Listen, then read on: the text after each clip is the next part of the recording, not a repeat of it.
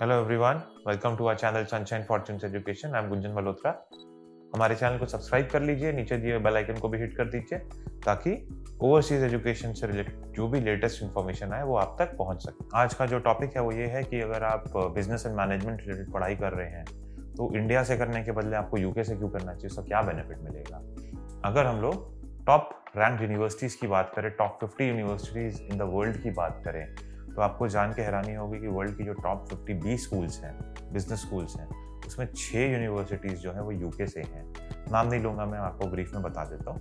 Whereas सिर्फ एक university जो है वो इंडिया की है और बहुत रेयर ऐसा होता है कि वो यूनिवर्सिटी जो है कभी टॉप 100 में आई हो। तो which is a good point, but when we compare 6 के हिसाब से 1, इट्स वेरी डिफिकल्ट कि हम लोग बोल सकें कि इंडिया की जो यूनिवर्सिटीज़ है बहुत हाई रैंक है। तो 6 यूनिवर्सिटीज़ आपको यहाँ यूके की मिल रही है एंड एक इंडिया की। अब प्रॉब्लम क्या है कि उस एक यूनिवर्सिटी जो इंडिया की है उसमें एडमिशन लेने के लिए आपको बहुत पापड़ बेलने पड़ते हैं, एडमिशन उतना ईजिली नहीं होता। Whereas in higher rank universities में compare to that particular Indian university बहुत ईजिली आपको एडमिशन मिल जाता है एंड वहाँ पे आपको सिर्फ जीमैट का जो एग्ज़ाम है वो देना पड़ता है, नाइल्स का एग्ज़ाम देना पड़ता है। वेयरएज़ इन इंडिया आपको कैट का एग्ज़ाम है, उसके लिए अपीयर होना पड़ता है। अब दोनों कंट्रीज़ की अगर हम लोग इंस्टीट्यूशंस की बात करें, तो जितना आपका इंडिया में खर्चा आता है 2 साल के एमबीए का, यूके में आपको 1 साल का एमबीए प्रोग्राम मिल जाता है एंड खर्चा लेट्स से इंडिया के ऑलमोस्ट बराबर या उससे डबल किसी-किसी इंस्टीट्यूशन में आ जाता है।